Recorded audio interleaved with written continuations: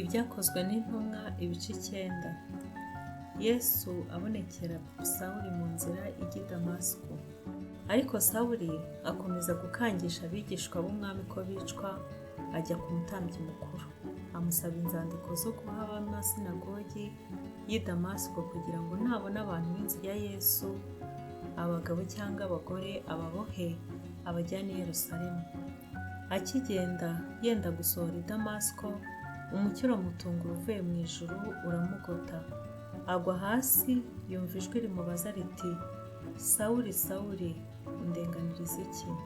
Aramubaza ati, urinde mwami? Nawe ati, ndi Yesu urenganya.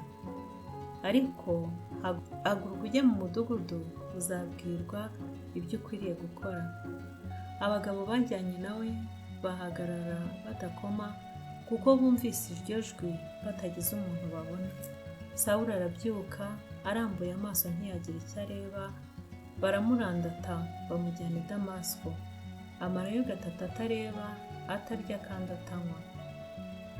I Damasiko hari umwigisha witwaga Ananiya.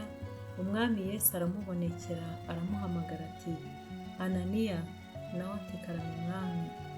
Umwami aramubwira ati, haguruka ujye mu nzira yitwa igororotse, ushakire mu nzu ya Yuda umuntu witwa Sawuli w'i Taruso, kuko ubu ngubu asenga. Kandi nawe abonye mu iyerekwa umuntu witwa Ananiya yinjira, amurambikaho ibiganza kugira ngo ahumuke. Ananiya aramusubiza ati, mwami, uwo muntu numvise benshi bamuvuga uko yagiriraga n'ababera bawe bari i Yerusalemu, kandi n'ino afite ubutware buhawe n'abatambyi bakuru bwo kubaha abambaza izina ryawe. Umwami aramusubiza ati, genda, kuko uwo muntu ari igikoreshwa nitoranirije ngo yogeze izina ryanjye imbere y'abanyamahanga n'abami n'Abayisiraheli. Nanjye nzamwereka ibyo azababazwa, nawe uburyo ari byinshi, bamuhora izina ryanjye. Ananiya aragenda yinjira mu nzu, amurambikaho ibiganza aramubwira ati, Sawuli mwene data, umwami Yesu yakubonekeye mu nzira waturutsemo, arantumye ngo uhumuke wuzuzwe umwuka wera. Uwo mwanya ibisa n'imboneranye bimuva ku maso, arahumuka, arahaguruka, arabatizwa. Amaze gufungura abona intege, amarana iminsi n'abigishwa b'i Damasiko, aherako abwiriza mu masinagogi yuko Yesu ari umwana w'Imana. Abamwumvise bose barumirwa bati, uyu si we warimburaga i Yerusalemu abambazaga iryo zina?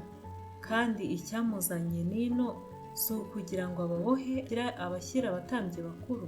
Ariko Sawuli akarushaho kugwiza imbaraga, atsinda Abayuda batuye i Damasiko, arabamwaza, abahamiriza yuko Yesu ari Kristo.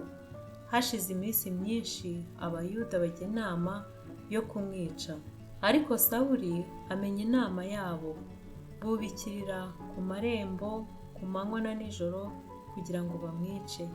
Abigishwa be niko kumujyana nijoro, bamucisha mu nkike z'amabuye, bamumanurira mu gitebo. Asohoye i Yerusalemu, agerageza kwifatanya n'abigishwa, ariko bose baramutinya, ntibemera ko ari umwigishwa. Maze Barinaba aramujyana, amushyira intumwa, azisobanura uko yabonye umwami Yesu mu nzira, kandi ko yavuganye nawe. Nuko yavuze ashize amanga mu izina rya Yesu Kristo i Damasiko. Abana nabo i Yerusalemu, akajya basura, abwiriza mu izina ry'umwami ashize amanga. Akaganira n'Abayuda ba Kigiriki, ajya impaka nabo, bigeza ubwo nabo bashaka kumwica. Ariko bene data babimenye, bamujyana i Kayisariya, bamwohereza i Taruso. Nuko itorero ryose ryari i Yudaya hose n'i Galilaya n'i Samariya rigira amahoro, rirakomezwa kandi rigenda ryubaha umwami Yesu, rifashwa n'umwuka wera, riragwira. Nuko Petero ajya hose kubasura, ajya no kubera batuye i Luda. Asangayo umugabo witwaga Ineya wamaze imyaka 8 atava ku buriri kuko yari aremaye. Petero aramubwira ati, Ineya, Yesu Kristo aragukijije, haguruka wisasire.